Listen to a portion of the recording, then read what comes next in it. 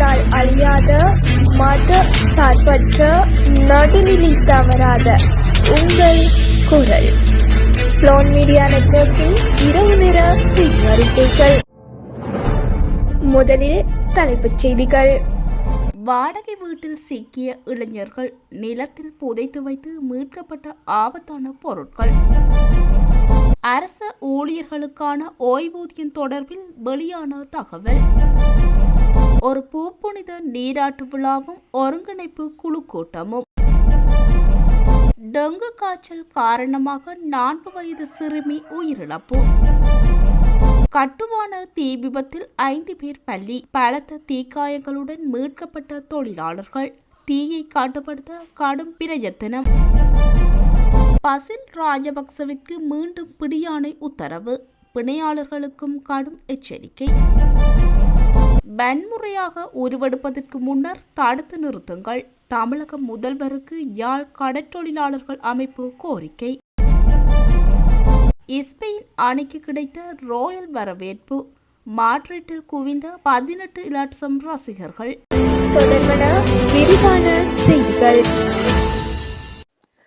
ஹோமகாம கட்டுவான கைத்தொழில் வலயத்தில் உள்ள தலைக்கவச உற்பத்தி தொழிற்சாலையில் இன்று ஏற்பட்ட பாரிய தீ விபத்தில் 5 பேர் உயிரிழந்துள்ளனர். உயிரிழந்தவர்களின் ஒருவராக இளம்பெண் ஒருவர் உள்ளதாகவும் 3 அடையாளம் காண முடியாத அளவுக்கு தீக்காயமடைந்துள்ளதாக போலீசார் தெரிவித்துள்ளனர். தீ தற்போது கட்டுப்பாட்டுக்குள் கொண்டு வரப்பட்டுள்ள நிலையில் விபத்திற்கான காரணம் தொடர்பில் விசாரணைகள் முன்னெடுக்கப்பட்டு வருகின்றன.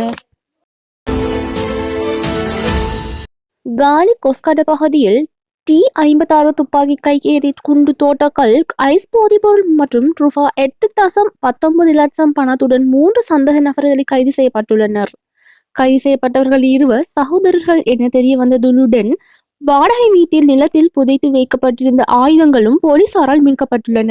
சம்பவம் தொடர்பான மேலதிக விசாரணைகள் போலீசார் முன்னெடுத்து வருகின்றனர். முன்னாள் அமைச்சர் பசில் ராஜபக்ச எதிராக பிறப்பிக்கப்பட்டிருந்த பிடியாணை உத்தரவை மாத்தறை நீதிமன்றம் இன்று மீண்டும் நீடித்துள்ளது. மாத்தறை எலியகந்த பகுதியில் காணி கொள்வனவு தொடர்பான வழக்கில் அவர் 2வது முறையாக நீதிமன்றத்தில் ஆஜராகாததால் இந்த உத்தரவு பிறப்பிக்கப்பட்டது. அத்துடன் பசில் ராஜபக்சவின் 4 பிணைப்பாளர்களும் நீதிமன்றம் கடும் எச்சரிக்கை விடுத்து அவரை நீதிமன்றத்தில் முன்னிலைப்படுத்துமாறு உத்தரவிடப்பட்டுள்ளது. 2019 ஜனவரி 1 அல்லது அதற்கு முன் ஓய்வு பெற்ற 1,92,641 அரச ஓய்வூதியதாரர்களுக்கான திருத்தப்பட்ட ஓய்வூதிய பலன்கள் முழுமையாக வழங்கப்பட்டுள்ளதாக ஓய்வூதிய திணைக்களம் தெரிவித்துள்ளது. 2026 ஜூலை 1 முதல் நடைமுறைக்கு வந்த இந்த திட்டத்தின் கீழ் தகுதியுடையோருக்கு ஜூலை 10க்குள் கொடுப்பனவுகள் வழங்கி முடிக்கப்பட உள்ளதாக, மீதமுள்ள தகுதியுடையோருக்கான நடவடிக்கைகள் தொடர்ந்து முன்னெடுக்கப்பட்டு வருவதாக தெரிவிக்கப்பட்டுள்ளது. நெடுந்தீவு கடற்பகுதிக்குள் தமிழக மீனவர்கள் அத்துமீறி நுழைவதை தடுக்க தமிழக முதல்வர் ஜோசப் விஜய் உடனடி நடவடிக்கை எடுக்க வேண்டும் என யாழ் மாவட்ட கிராமிய கடற்தொழிலாளர்கள் சங்கம் கோரிக்கை விடுத்துள்ளது. இந்திய மீனவர்களின் அத்துமீறலால் கோடிக்கணக்கான பெறுமதியான மீன்பிடி உபகரணங்கள் சேதமடைந்துள்ளதாகவும், அதே நிலையில் தொடர்ந்தால் இரு நாட்டு மீனவர்களுக்கிடையே வன்முறை மோதல்கள் ஏற்படும் அபாயம் உள்ளதாக சங்கம் எச்சரித்துள்ளது. 2026 கால்பந்து உலக கோப்பை வென்ற ஸ்பெயின் அணிக்கு மாட்ரிட்டில் இலட்சக்கணக்கான ரசிகர்கள் உற்சாக வரவேற்பு அளித்தனர்.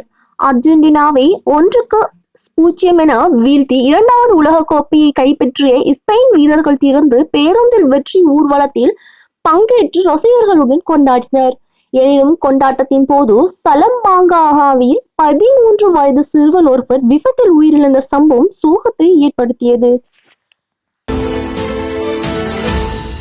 டெங்கு இரத்த கசிவு காய்ச்சலால் பாதிக்கப்பட்ட 4 வயது சிறுமி ஒருவர் சிகிச்சை பலனின்றி உயிரிழந்துள்ளார். திக்வெல்லை சேர்ந்த சிறுமி மேலதிக சிகிச்சைக்காக காலி தேசிய வைத்தியசாலைக்கு மாற்றப்பட்ட நிலையில் நேற்று உயிரிழந்தார். பிரேச பரிசோதனையில் டெங்கு இரத்த கசிவு காய்ச்சலால் ஏற்பட்ட சிக்கல்களே மரணத்திற்கான காரணம் என உறுதி செய்யப்பட்டுள்ளது. புலம்பெயர் தமிழர்களின் நிதி தாயகத்தில் ஆலயங்கள், பாடசாலைகள், வைத்தியசாலைகள் உள்ளிட்ட சமூக அபிவிருத்திக்கு பெரும் பங்களிப்பு வழங்கி வருகின்றது. அதேவேளை சிலர் தனிப்பட்ட விழாக்கள் மற்றும் திருவிழாக்களில் ஆடம்பர செலவுகள் மூலம் செல்வாக்கை காட்டும் போக்கும் அதிகரித்துள்ளதாக சுட்டிக்காட்டப்படுகிறது. மேலும் ஒருங்கிணைந்த திட்டமிடல் இல்லாததால் புலம்பெயர் நிதியின் முழு பயன் சமூக முன்னேற்றத்திற்கு கிடைக்கவில்லை என்றும் ஒழுங்கமைக்கப்பட்ட செயற்பாடுகள் அவசியம் என்றும் கட்டுரையில் வலியுறுத்தப்பட்டுள்ளது.